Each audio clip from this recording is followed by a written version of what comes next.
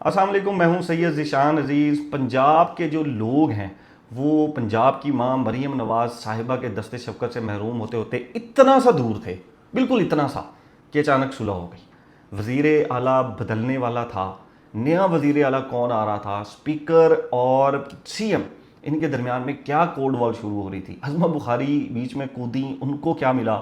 और ये जो ज़मीन गर्म हुई थी थोड़ी सी पंजाब के नीचे, ये गर्म की किसने थी और इसको गर्म करने की वजूहत क्या थी, ये मैं आपको आज डिटेल में एक्सप्लेन करता हूँ। और वज़ीर आला अभी भी बदल सकता है, वज़ीर आला अभी भी बदल सकता है। अब सुन लें आप ज़रा, मलिक अहमद खान साहब, स्पीकर पंजाब असम्बली, कसूर के बड़े तगड़े ये सियासतदान हैं और इनके एस्टैब्लिशमेंट और ताकतवर लोगों के साथ बड़े क्लोज इनके मरासम हैं। जनरल बाजवा इनको अपने छोटे भाई की तरह समझते थे। और जो नून लीग की ग्राउंड के अंदर वापसी है, इमरान खान साहब की हुकूमत का जाना, उसके अंदर मलिक अहमद खान साहब के बारे में कहा जाता है कि इन्होंने एक बड़ा अहम जो रोल है वो अदा किया था। ब्रिज बनाए थे ये, और उसके ऊपर नून लीग और इस्टेब्लिशमेंट आपस में क्लोज आई थी, मुलाकातें हुई थी, और ये तमाम जो सेटलमेंट हुई थी उसके अंदर मलिक अहमद खान साहब का बड़ा अहम रोल है।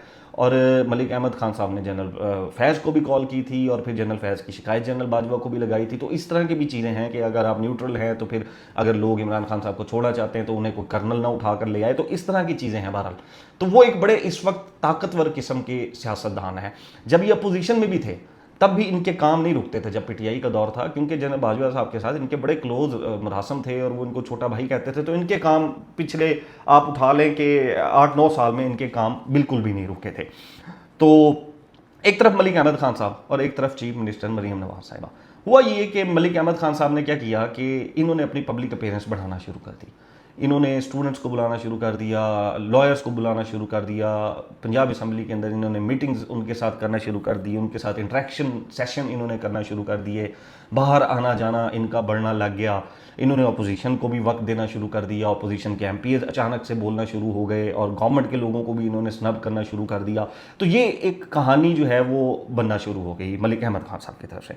ऊपर से अगर हम जाएं तो फैसल वाडा साहब अचानक से आते हैं, लॉन्च होते हैं और वो कहते हैं पंजाब के अंदर करप्शन हुई है, इंटरनेशनल स्कैंडल आएंगे इनके, और इनके तो बड़े बड़े जो है वो नेशनल और इंटरनेशनल किस्म के मेगा करप्शन की चीज़ें सामने आएंगी। फिर शाहिद मेतला साहब ने स्टोरीज बताना शुरू की कि पंजाब के अंदर जो है वो करप्शन, किकबैक्स और अरबों रुपए की कहानी है। और फिर एक कोई खातून वजीर हैं, उन्होंने भी कोई जो है वो लिया हुआ है, अपार्टमेंट लिया हुआ है अरबों रुपए का यूके के अंदर। तो ये कहानियाँ अचानक से शुरू हो जाती हैं। अब उसके अंदर मलिक अहमद खान साहब भी हैं और एक तरफ चीफ मिनिस्टर मरीम नवाज साहिबा। इनकी जो प्रोग्रेस थी उससे भी कुछ खास खुश नहीं थे लोग, जो ताकतवर लोग हैं, क्योंकि रंगो रोगन हो रहे थे, सड़कें सड़कें बन रही थी, लेकिन हॉस्पिटल्स में एजुकेशन का हाल, गुर्बत का हाल, ये तमाम चीज़ें। और फिर बड़ी चीज़ थी करप्शन पंजाब के अंदर, और वो मियाँ जावेद लतीफ़ भी उसके ऊपर बात कर चुके थे। ख्वाजा आसिफ साहब की भी स्टोरी आपको याद होगी, वो ट्वीट वाली और 80,000 वाली। तो ये कहानियाँ सारे सामने शुरू हुई तो उन्होंने थोड़ी सी ज़मीन गर्म की। अब वज़ीर आला के लिए जो उम्मीदवार हैं मरीम नवाज साहिबा के बाद, वो हैं, मेरे जो ज़राए बताते हैं, मलिक अहमद खान साहब। ये मरीम नवाज साहिबा के बाद वो ताकतवर शख्सियत हैं जो ताकतवर लोगों को पसंद हैं बतौर वज़ीर आला। और मरीम नवाज साहिबा को जब भी रिप्लेस करना होगा तो यही आएंगे, मलिक अहमद खान साहब। ये बड़े स्ट्रॉन्ग कैंडिडेट होंगे उसके अंदर, अनलेस के शरीफ ख़ानदान को बड़ा जो है वो इशू क्रिएट कर दे और अपने अंदर से कोई उठा कर लेकर आ जाए, तो वो एक अलग चीज़ है, हमदा शहबाज या कोई और। अब जनाब लड़ाई शुरू होती है और इस दौरान में मरीम नवाज साहिबा को चीज़ें पहुंचाई जाती हैं कि जी मलिक अहमद खान साहब जो है ना ये बड़े एक्टिव हो रहे हैं और ये अपोजिशन को भी बड़ा वक्त दे रहे हैं और हमें वहाँ पर स्नब भी करते हैं। और फिर इन्होंने बीच में जो है वो पुलिस वालों को भी बुलाया, सीसीडी के ऊपर भी इन्होंने जो है वो बड़ी बातें करना शुरू कर दी। तो मरीम नवाज साहिबा तक बातें पहुँचानी जाती हैं कि जी जनाब जो हैं वो तैयारी पकड़ रहे हैं और जनाब जो है वो आपके इक्वल अब चीफ मिनिस्टर के बराबर आकर काम कर रहे हैं और अपनी जो है वो पावर दिखा रहे हैं। अब स्पीकर के पास बड़ी पावर होती हैं। खैर, आफ्ताब फुलरवान सीसीडी से ये डीपीओ जाकर लगते हैं कसूर के अंदर, और ये जो चट्टा साहब हैं सीसीडी के, उनके बड़े क्लोज हैं ये। अब जो मेरे ज़राए हैं वो ये बताते हैं कि इनको ऊपर से ये कहा गया कि आपने किसी को लिफ्ट नहीं करानी कसूर में, जो आपकी हैं चीज़ें आप उसको करें, किसी को आपने लिफ्ट नहीं करानी। तो उसमें मलिक अहमद खान साहब की तरफ से और इनके कज़न की तरफ से मुबैना तौर पर कोई 2-3 जगह के ऊपर इन्वॉल्वमेंट दिखाई गई पुलिस के अंदर। तो फुलरवान साहब ने इनको लिफ्ट नहीं करवाई, आफ्ताब फुलरवान जो है डीपीओ जो कसूर है। इसी तरह शेखुपुरा के अंदर भी। तो इन्होंने उनको बुलाया पंजाब असम्बली में, डीपीओ कसूर को भी और आरपीओ शेखुपुरा को भी, वहाँ पर भी बुलाया, सीसीडी के ऊपर भी बात हुई और पुलिस के मेरिट के ऊपर और इस तरह की चीज़ों के ऊपर। और फिर आफ्ताब फुलरवान साहब के बारे में कहा जाता है कि उन्होंने मलिक अहमद खान साहब के कज़न के साथ कुछ तलक कलामी हुई कॉल के ऊपर, तो वो सारी चीज़ों के ऊपर कॉल आउट इनको किया गया और सीसीडी के ऊपर बड़ा उन्होंने अपने तहफ़्फ़ुज़ात का इज़हार किया। फिर उसके बाद ये हुआ कि अज़मा बुखारी साहिबा जो हैं वो असम्बली के अंदर आती हैं, उन्होंने देखा कि मलिक अहमद खान साहब के ख़िलाफ़ ग्राउंड बन रहा है और लोग जो है वो अब उनके एंटी होते जा रहे हैं, और मरीम नवाज साहिबा को भी रिपोर्ट पहुंचाई गई थी कि जी ये आपके ख़िलाफ़ रेडी हो चुके हैं। उन्होंने खड़े होकर ना तकरीर कर दी कि जी आप ये जो दर्स देते हैं, ये जो आप लेक्चर देते हैं ना, तो मलिक अहमद खान साहब को वो भी बड़ा बुरा लगा। अब स्पीकर है और दबंग स्पीकर हैं और ताल्लुकात भी बड़े स्ट्रॉन्ग हैं और ब्रिज भी इन्होंने बनाया हुआ है, यानी कि जी रोटी तो अज लभ रही है, देग जी है वो देग ले आने वाले ही ने, तो उनको बड़ा गुस्सा आया। स्पीकर के पास बड़ी पावर्स भी होती हैं, तो खैर उन्होंने उसके ऊपर वहाँ पर नाराज़गी का भी इजहार किया। फिर उसके बाद शेर अली गुरचानी साहब ने कोई जो है वो बातचीत हुई उनके साथ, तो उन्होंने उनको भी थोड़ा सा सनाब कर दिया कि आप तो इस चेयर पर रह चुके हैं, आपको नहीं पता इसके डेकोरम का या यहाँ पर क्या करना होता है। फिर निशान रफीक साहब ने उनको कहा कि जी आप आएँ कभी, जो लोकल गवर्नमेंट और सुथरा पंजाब चला रहे हैं, हम आपको दिखाते हैं। तो उन्होंने कहा जी मैं क्यों आऊँगा, मैं आपको बुलाऊँगा, मैं स्पीकर हूँ। तो इस तरह की चीज़ें वहाँ पर हुई और फिर जो एमपीएस थे पीटीआई के, उन्होंने बड़ा जो है वो रगड़ना शुरू कर दिया और इन्होंने उनको टाइम देना शुरू कर दिया कि आप बोले एकदम से। अब उसमें कन्फर्मेशन होती गई, मरियम नवाज साहिबा के जो क्लोज लोग हैं वो कन्फर्मेशन होती गई कि जी ये हो रही है। और फिर अज़मा बुखारी साहिबा ने भी जो है वो एक पब्लिकली पहली दफ़ा उठ के स्पीकर साहब के ऊपर जो है वो टॉन्टिंग शुरू कर दी, और वो उन्होंने इस सेंस में की कि मरियम नवाज को पता लगेगा तो वो बड़ी खुश होगी, ठीक है, और वो बड़ी खुश होंगे, वो तो गब्बर खुश होगा और वो शाबाशी देगा। तो बहरहाल अब ये सारी सिचुएशन क्रिएट हो गई और उस दौरान में फिर आ गया ये हैबिचुअल ऑफेंडर का बिल, ये जो गुंडा राज वाला बिल था। ये इस बिल का उनको पता ही नहीं था। उन्होंने इस बिल के ऊपर बड़ी स्ट्रॉन्ग रिजर्वेशन अपनी दिखाई। उन्होंने कहा जी ये क्या है, ये तो कोई बात नहीं, मुझे पता ही नहीं है कि आप लोगों को जो है वो अंग्रेज़ के काले कानून लेकर आ रहे हैं। तो उसके ऊपर उन्होंने बड़ी रिजर्वेशन दिखाई और वो बिल भी वापस हो गया। फिर मलिक अहमद खान साहब के काम जो होते थे वो भी होना रुक गए थे। ये मुझे मेरे सोर्स ने बताया कि जो इनके काम होते थे ना वो इनके रुक गए थे, हालांकि पहले इनके काम अपोजिशन में नहीं रुके थे। अब ये कहा गया था कि जी आपने इनके काम नहीं करने हैं। डीपीओ साहब को भी कह दिया कि जी लिफ्ट शिफ्ट नहीं आपने करानी, को केस शेस थे 2-3, उसके अंदर मलिक अहमद खान साहब की तरफ से कोई इन्वॉल्वमेंट की गई। तो एक तरह से उनको एक कॉर्नर किया जा रहा था कि अगर मरीम नवाज के नीचे ज़मीन गर्म करनी है आपने, फैसल वाडा साहब कर रहे हैं और चीज़ें शुरू हो गई साफ़ियों की तरफ से भी, तो जो उनका अल्टरनेट है उसके नीचे भी ज़मीन गर्म उन्होंने करना शुरू कर दी। अब ज़मीन वो गर्म हुई तो दोनों तरफ से गर्मी होना शुरू हो गई। अज़मा बुखारी साहिबा भी जो है वो गर्म हो गई, फिर उसके बाद बाकी लोग भी जो है वो बातें चाहते हैं इनके ऊपर करना शुरू हो गई। ऑफेंडर बिल के ऊपर इनका मसला बहुत ज़्यादा बन गया और इनके काम भी होना बंद हो गए। तो इन्होंने क्या किया कि मलिक अहमद खान साहब ने फिर प्राइम मिनिस्टर से मुलाकात की। ये गालबन मेरे ख्याल में मंडे को, इसी वीक के मंडे को या उससे पिछले वीक के लास्ट डेज में इन्होंने मुलाकात की अपनी, और इन्होंने उनसे बात की। उन्होंने कहा जी ये क्या चल रहा है मेरे साथ, मतलब मुझे ये आकर तनकीद का निशाना बनाते हैं, मेरे तमाम काम रोके गए हैं, डीपीओ लेवल का बंदा भी जो है वो मुझे लिफ्ट नहीं करा रहा, मैं अगर कुछ कह रहा हूँ उसको, मेरे अंदर भी मेरे काम जो है वो नहीं हो रहे, और मुझ तक एक मैसेज पहुँचाया जा रहा है कि जी आप चीफ मिनिस्टर के लेवल के ऊपर पैरेलल काम कर रहे हैं। एड्डी थोड़ी जरूरत कि मरीम नवाज दे हुण सामने खलो के या उसके बराबरी करके अब आप जो है वो करेंगे। तो ये उनको पैगाम चाहिए। तो शहबाज शरीफ साहब ने इसके अंदर इन्वॉल्वमेंट की, और फिर उसके बाद कल जो है वो मरीम नवाज साहिबा के साथ जो है वो इनकी मुलाकात हुई, और वो मुलाकात में इन्होंने अपनी यकीन दहानी कराई। डॉन ने भी ये रिपोर्ट दी कि जी कोई सीसीडी वाला या इस तरह की कोई चीज़ मेरा इस तरह नहीं था, लेकिन मैं एक राइट्स के ऊपर बात कर रहा था, और फिर मैं कोई आपके पैरेलल नहीं काम कर रहा हूँ, मैं आपकी पार्टी का एक कारकुन हूँ या एक लीडर हूँ, और मैं आपके नीचे काम कर रहा हूँ, मैं आपके बराबर नहीं काम कर रहा, मैं कोई आपके साथ मुकाबलाबाजी नहीं कर रहा। तो आपको अगर ऐसा लग रहा है कि मैं कोई आपको रिप्लेस करना चाह रहा हूँ तो ऐसा कुछ नहीं है, आप काइंडली जो है वो अपने दिमाग में से ये चीज़ें निकाल देंगे। मैं आपको रिप्लेस नहीं कर रहा और ना मैं कोई वज़ीर आला का उम्मीदवार हूँ। ये तमाम चीज़ें जो हैं वो उसके अंदर हुई, और इन्होंने अप्रिशिएट भी किया मरीम नवाज साहिबा को कि जी आपकी जो 2 साल की कारकर्दगी है वो तो बड़ी बल्ले बल्ले है, और हमने तो ऐसा चीफ मिनिस्टर नहीं देखा। अब ये सारी कहानी में अल्टीमेटली जाकर सुलह होगी। मरीम नवाज साहिबा ने अज़मा जो बुखारी साहब हैं, जब उन्होंने पंजाब असम्बली में मलिक अहमद खान साहब को खड़े होकर जो है वो टॉन्ट किया, तो इनको मरीम नवाज साहिबा ने इनको थोड़ा सा नाराज़गी का इजहार किया। उन्होंने कहा जी अगर मलिक अहमद खान को फिक्स करना है या उनको कुछ कहना है तो मैं खुद कह लूँगी, आपने क्यों पब्लिकली उनको खड़े होकर कहा।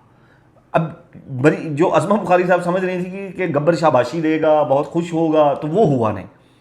उल्टा वो जो जिन लोगों की लड़ाई थी, कोल्ड वॉर थी, उनकी सुलह होगी, हंसी खुशी तस्वीरें आ गई। आपने देखी मलिक अहमद खान साहब की, उनके वो शोल्डर भी गिरे हुए हैं, बड़ी आजाना तरीके से वो तस्वीर जो है वो बनी हुई है सीएम के साथ। बीच में खराब हो गई अज़मा बुखारी साहबा, और बाकी जो लोग बीच में शुर्लियाँ लगाने वाले थे वो बीच में खराब हो गए। अब ये तो सी सारी कहानी कि जी चीफ मिनिस्टर को मरीम नवाज के नीचे थोड़ी सी ज़मीन गर्म की गई और फिर मलिक अहमद खान साहब ऊपर आने लगे और पैरेलल उन्होंने अपनी पावर्स दिखाना शुरू की, तो मरीम नवाज साहिबा डर गई। उन्होंने इनको कॉर्नर करने का जो है वो सोचा, लेकिन बीच में फिर जो है वो जाहिर सी बात है शहबाज शरीफ साहब आ गए और उन्होंने मामला को सेटल कर दिया। तो क्या कहानी ख़त्म हो गई है? क्या अब वज़ीर आला नहीं बदला जाएगा? तो ऐसा नहीं है, ऐसा नहीं है।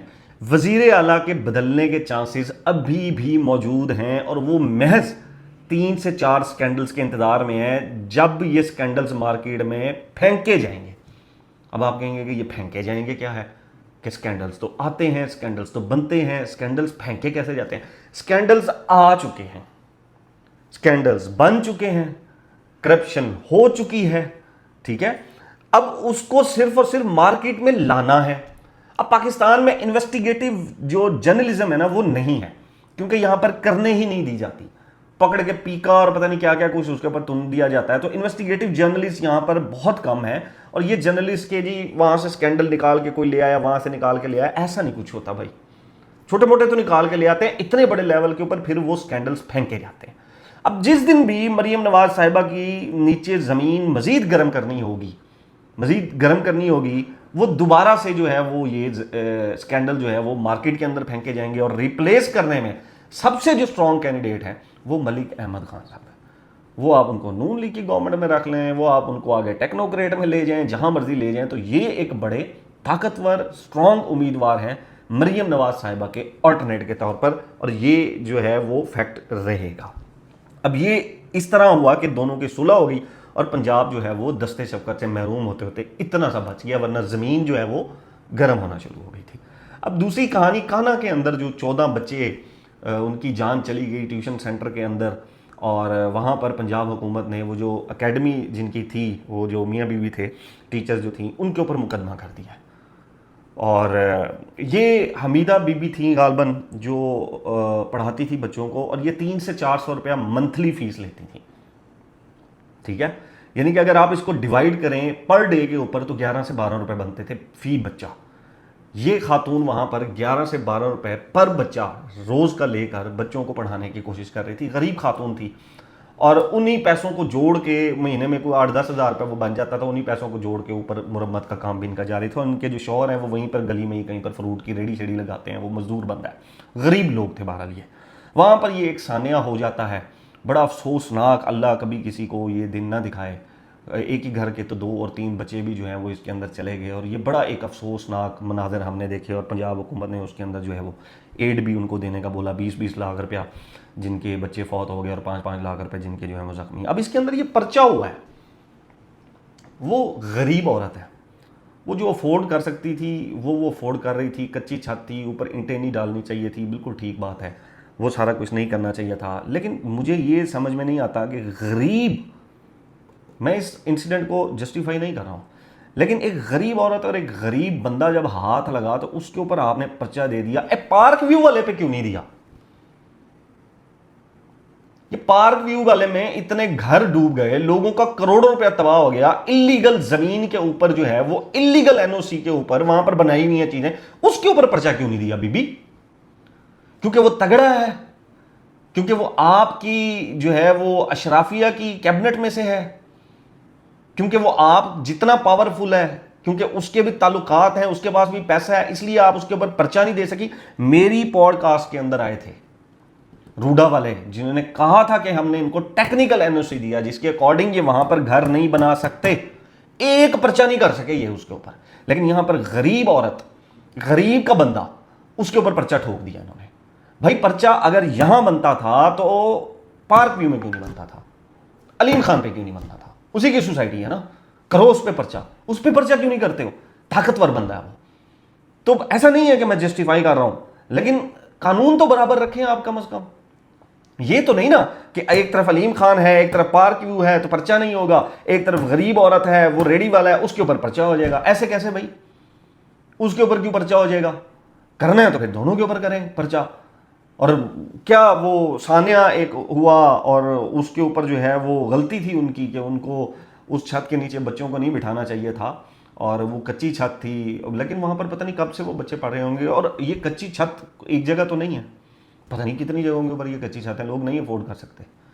तो देखना चाहिए था कि अगर इस तरह की छत है तो माँ बाप को नहीं भेजना चाहिए था। लेकिन मुझे मुकदमे के नहीं समझ में आए कि इसके ऊपर मुकदमा करना है, करो, पार्क व्यू वाले पे भी करो। फिर कानून रखना है ना आपने, तो आप फिर बराबर रखें कानून इसके ऊपर। कश्मीर के अंदर जो है वो ऐसा है कि जो पीटीआई है वो बाइकआउट करने का सोच रही है कश्मीर के इलेक्शन के अंदर। और उसके अंदर ये खबरें आ रही हैं कि क्योंकि कश्मीर के अंदर सुप्रीम कोर्ट ने भी ये फैसले दे दिया कि जी पार्टी की रजिस्ट्रेशन नहीं होनी तो इनको बल्ले का निशान भी नहीं मिलना, तो फिर इनको कहीं बैंगन, कोई इनको गाड़ी मारी, टायर शायर, कप पिर्च, इस तरह का इनको निशान मिलना है। तो पीटीआई के चंद जो रहनुमा हैं वो ये समझते हैं कि गिलगित में भी हमारे साथ यही हुआ था और हमारे वोटर्स बड़े वहाँ पर जो है वो जो है वो उनको समझ में नहीं आई और हम वहाँ पर कोई खातर खा चीज़ें भी नहीं ला सके। और फिर जब तय किया हुआ है कि हमें इलेक्शन नहीं लड़ने देना, हमें कैंपेन भी नहीं करने देगी, तो इसी तरह हमें आज़ाद कश्मीर के अंदर भी कैंपेन नहीं करने दी जा रही और ना करने दी जाएगी, और ना हमें कोई सिंबल दिया जा रहा है, ना हमें आज़ादी दी जा रही है। तो फिर हमने इलेक्शन लड़के क्या करना है? अब इसके अंदर दो मुतदाद राय हैं। एक राय ये है इसके अंदर, चंद लोग ये कहते हैं कि जी बिल्कुल हमें इस इलेक्शन का बाइकआउट करना चाहिए, हमें इसका हिस्सा ही नहीं लेना चाहिए, क्योंकि ना हमें इलेक्शन में इन्होंने ये निशान दिया हुआ है, ना हमें कुछ और चीज़ें इन्होंने जो है वो दी हुई हैं, तो हमें ये नहीं करना चाहिए। दूसरी तरफ जो लोग हैं वो ये कहते हैं कि जी मैदान को खाली नहीं छोड़ना चाहिए। वो ये कहते हैं कि कुछ ना कुछ तो निकलेगा ना कोई 2-4 सीटें तो हम निकाल ही लेंगे। और जबकि जो दूसरी तरफ पहले वाला ग्रुप है वो ये कहता है कि 2-4 सीटों का कोई फ़ायदा नहीं है। ये उल्टा पीटीआई की एक बैड इमेज क्रिएट करती है कि जी इतनी बड़ी जमात और देखें जी 2-4 सीटें, क्योंकि सीटें हमें मिलनी नहीं है, निशान हमें ये देते नहीं है, हमारा जो राइट है। तो इस तरह की जो है वो चीज़ें जो है वो पीटीआई जो है वो इसके अंदर करने का सोच रही है कश्मीर के जो इलेक्शन है उसके अंदर, कि यहाँ पर गिलगित के हालात को देखते हुए यहाँ के जो इलेक्शन है उनका बाइकआउट कर दिया जाए। वारल जी अब तक के लिए इतना ही। नेक्स्ट व्लॉग तक अपना अपने इस चैनल का ख्याल रखिएगा। अल्लाह हाफिज़।